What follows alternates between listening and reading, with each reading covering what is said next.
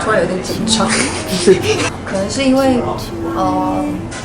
子龙老师跟我爸都在，所以就觉得有点紧张。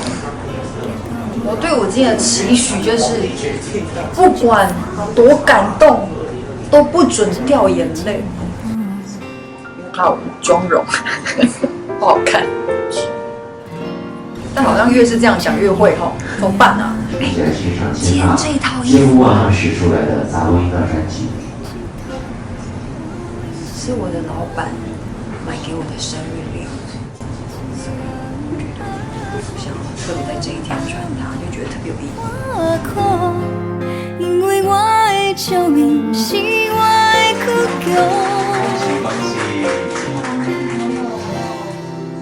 将阮的长头发剪做地头鬃，查某人的心，伤痕袂堪你扛。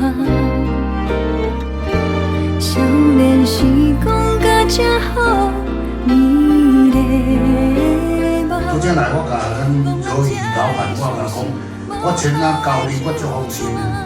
所以大家对钱仔以后多多甲阮照顾。谢谢谢谢谢谢。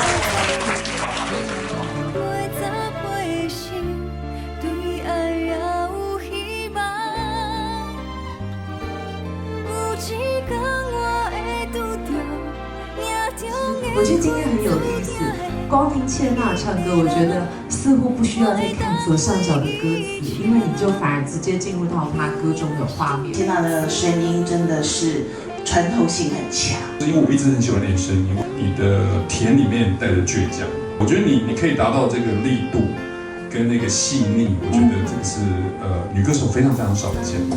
对，所以就很期待说，李千娜终于要唱台语歌。这是我第一次听到茜娜这首歌在我听到的时候，感触就很深。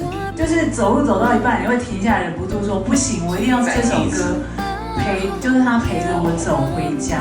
然后其实在我比那一开始听到的时候，就觉得在我比那听到的时候也很感动。当听到弦乐，应该都是真的拉真曲，当然。那我个人特别喜欢就是funk的歌曲。所以我很惊喜，就听到那样的歌收录在专辑里。听到一首，觉得之后好像应该会大红的歌。Maybe 这张就是金曲歌后代表。谢谢谢谢，好棒！还是真心的想要把我的新专辑推荐给大家，因为我们真的是很尽心尽力在做这张专辑，然后也希望你们可以真正的从这张专辑认识茜娜。重新再一次的了解他的这个对音乐的爱，但是谢谢这个。